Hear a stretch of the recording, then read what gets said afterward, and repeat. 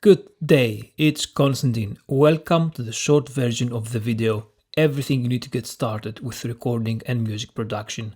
In this short version of the video, I will quickly cover all the equipment you need to get started with recording. If you want to know more about everything that I will recommend, as well as other important audio principles, check the long version of this video, which is a bit more than half an hour, but I go into great detail about everything, not just gear. The first thing you will need is obviously a computer. Everything that you will do will have to be done through a computer. It doesn't matter if it's a Mac or a PC. The difference, other than the price, is that certain software will only run on Mac, such as Logic Pro, and certain software will only run on PC, such as Cakewalk. Pick one that will fit your style. Are you traveling a lot? Get a laptop. Are you mostly at home? Get a desktop or a workstation. Now, how powerful should your computer be? It depends on the work you do. If you will only do vocal covers for YouTube, then you don't need a lot of power. If you will be producing or if you're a media composer, then you need a lot of power, which translates to something more expensive. A few suggestions. Get one with an internal SSD and then complement that with an external. And lastly, do not get the cheapest one you can. Get the best one you can afford, because I can guarantee you that eventually you will start experimenting with mixing, plugins and software instruments. DAW, which stands for Digital Audio Workstation. That is a piece of software that allows you to record audio and then do whatever you want with it. That includes editing, mixing to make it sound better, manipulating the sound for sound design, and experimenting with audio effects. And of course using virtual instruments. You can create anything you want with it. You have a lot of options. Essentially, all the big DAWs do the same thing. You can produce anything you want on all of them. The only difference is the workflow.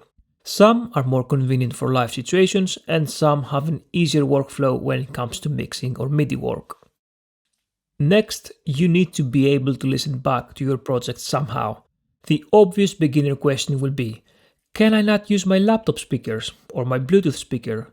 The answer is you can, but as you get better and you want to start experimenting with mixing or even do just the bare minimum amount of mixing before you release something, you will need something that is a bit more honest with your sound. You will need studio monitors. You need to avoid hi-fi speakers as they color the sound. You need mixing monitors that do not color the sound.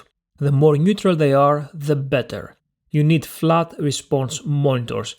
If you can make your music sound good in neutral sounding monitors, then it will translate well on most speakers and listening devices. The second option for listening back to what you're working on is a pair of headphones. Same principles as with the monitors apply here as well. You need flat response headphones, also known as mixing headphones. Hi-fi headphones will color the sound by boosting the bass or another frequency to give it a more commercial sound. We have two types of headphones, open back and closed back. Open back are preferred for mixing, as they allow air to pass through the can. The sound will bleed through the cans though, and that might be a problem if you're recording. If you're recording a lot, then you will need to look at closed back headphones that provide excellent isolation. The next important piece of equipment that you will need is an audio interface. This is responsible for a few things. For example, right now it converts my voice from an analog to digital signal that my computer can recognize and play back. The next important function is that it allows you to connect your monitors and effects to your computer. The one thing that you should really look when you buy one is the number of inputs and outputs. In simpler language, how many microphones, instruments and monitors you can connect to it.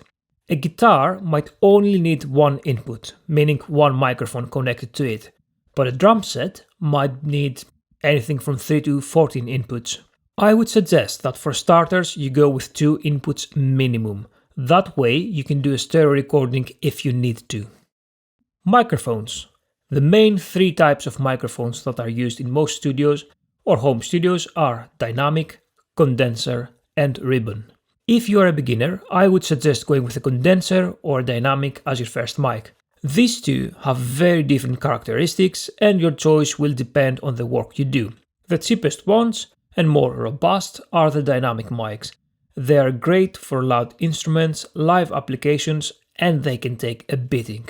Really robust. They don't have the sensitivity of the condenser mics though.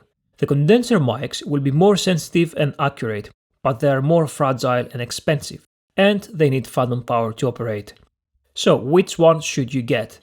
If your recording environment is terrible and you have not treated your room, then the condenser will pick all of that up. A dynamic is more forgiving.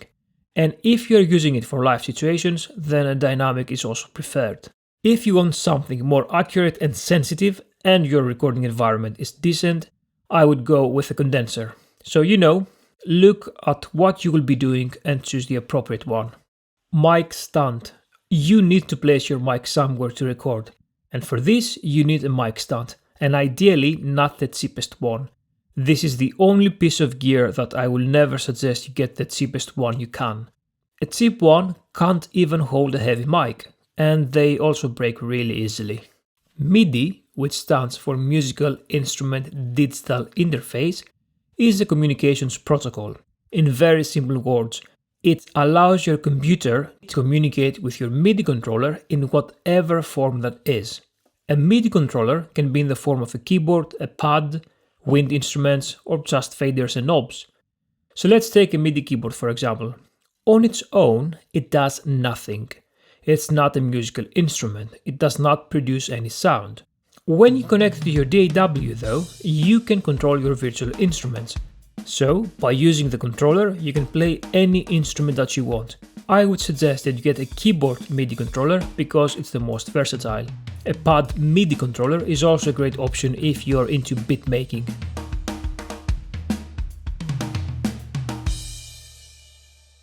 Lastly, you will need to connect everything somehow, and one cable will not do the job. There are two types of cables, balanced and unbalanced. The unbalanced cables will pick up noise from your equipment, the lights, the television, and the radio, so keep those as short as possible. With balanced cables, you don't have this problem. For your mics, you will need an XLR.